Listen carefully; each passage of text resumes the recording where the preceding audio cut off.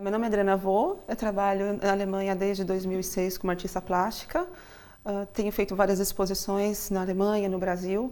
Como pintora, comecei na Alemanha, mas no Brasil eu trabalhava já como designer. Fiz algumas capas de CDs e sempre trabalhei com criação. Mas o lado artístico mesmo, eu tive a liberdade de colocar em prática depois que eu vim para a Alemanha. Assim que eu vim para a Alemanha, aconteceu um processo muito interessante comigo. Eu fiquei isolada por uma semana, sem telefone, sem televisão, nada. E eu sempre gostei de pintar, sempre gostei de criar. E aí eu comprei alguns papéis e lápis e vim para minha casa, na época, um apartamento. E surgiu isso, não foi uma coisa planejada. Então eu trazia os contrastes da beleza do Brasil, porque eu estava em Berlim no inverno, aquilo tudo frio, tudo branco, eu pensava no carnaval, nas praias, em tudo tão alegre. Ao mesmo tempo, existia aqueles problemas que a gente já conhece de corrupção e violência e a dificuldade de se viver numa cidade grande como São Paulo. Isso, e fluiu de forma muito natural. E pouco tempo antes, acho que um ano antes, eu havia feito uma capa de CD que era Tropicália. De alguma forma isso veio. E aí vieram as curvas e a crítica e a figuração e aquilo escondido. Aí eu comecei a brincar com um clichê brasileiro que é tudo sinuoso, tudo curva e a cor, mas no fundo a gente tem uma realidade que incomoda. E de certa forma a gente consegue conviver com ela. Né? A gente, quando você pega no final de semana você vê, por exemplo, a quantidade de óbitos que tem numa cidade como São Paulo. É uma situação de guerra. E a gente vai tocando, a gente vai levando.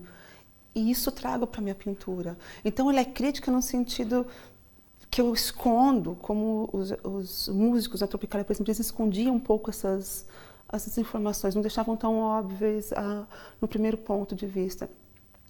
E, por um outro lado, as capas dos discos eram sempre muito coloridas e isso, de alguma forma, está embutido no que eu faço. Foi o ano passado, né? Mais ou menos em junho, julho, surgiu a ideia de fazer essa exposição e então nós preparamos o material, pelo menos a minha parte, foi bem em cima do futebol e da Copa, né? E do que tem acontecido por trás do futebol e da Copa. Eu acredito que quando o Brasil foi escolhido para ser o país que ia receber essa Copa, a primeira coisa que passou na cabeça de todo mundo foi: nossa, que legal, vai ser uma festa tremenda. E essas manifestações, elas surpreenderam um pouco no sentido de que a Copa sempre é vista como um momento de confraternização, né?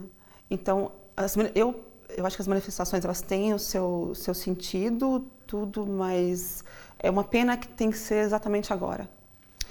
Eu acho que tem muitos países refletindo sobre a Copa do Mundo, as exigências, os gastos, se vale a pena, se não vale. E no Brasil, será que teria sido necessário tantos estádios, né? Na verdade, não eram necessários tantos estádios. Então, causou muita reflexão. Eu sempre fui muito crítica, né? Mas eu sempre olho os dois lados da situação. Então eu tenho algumas obras aqui que elas são voltadas a uma observação do que está acontecendo agora no momento. E tem obras como esta aqui, por exemplo, que chama Correndo Atrás do Couro. Porque tem várias pessoas que participam da Copa do Mundo, os jogadores, ou então mesmo as pessoas que sonharam em ver uma Copa do Mundo e se prepararam anos para estar ali naquele momento. E Correndo Atrás do Couro eu trago a situação de uma pessoa que o tempo todo treinou a vida inteira para chegar num time, né, que conseguiu chegar na Copa. E o couro, o que é? O couro é a bola, correndo atrás do couro, mas o couro também é o dinheiro, porque tem em alguns lugares do Brasil eles chamam de couro de rato, quando é um dinheirinho pequeno. Né? E no começo de uma carreira esportiva se ganha muito pouco, mas o sonho é muito grande. Né? Então eu trago essa questão, quantas pessoas investem para chegar num evento desse? É uma vida inteira, são emoções que a pessoa passa, é uma dedicação total. né? A vida fica totalmente segmentada para aquele objetivo. Por isso, correndo atrás do couro. E eu escolhi cores que remetem à infância, que essas cores são essas cores placativas, porque esse sonho ele começa desde pequeno, desde cedo. A bola geralmente é o primeiro brinquedo da criança. Né? Se dá uma bola na mão de uma criança, ela sai jogando, não interessa que país ela vem. É universal. Time de um garoto só, tá? Que você vê um garoto com uma bola de futebol assim ao lado e ao fundo você tem o Itaquerão. Então eu falo ali naquele quadro, a minha intenção é mostrar o deslocamento daquelas pessoas que moravam em volta do estádio do Itaquera. Então muitas comunidades elas foram partidas ao meio. E time do garoto só, eu imagino aquela criança que ficou sem os amigos para jogarem porque eles foram morar em outros locais. E ele ficou ali com a bola dele, tem um estádio no fundo, mas não tem mais com quem dividir essa atividade, pelo menos naquele momento, né? Até ele formar um novo grupo. Aqui na galeria tem um quadro que ele está exposto, que chama Carro Alegórico Abre Alas, que é uma retroescavadeira, porque era uma das imagens que se repetia nesse pré-Copa, as escavadeiras tirando as comunidades da região onde iam ser feitas as obras de infraestrutura. E esse quadro ele é bem colorido, como um carnaval.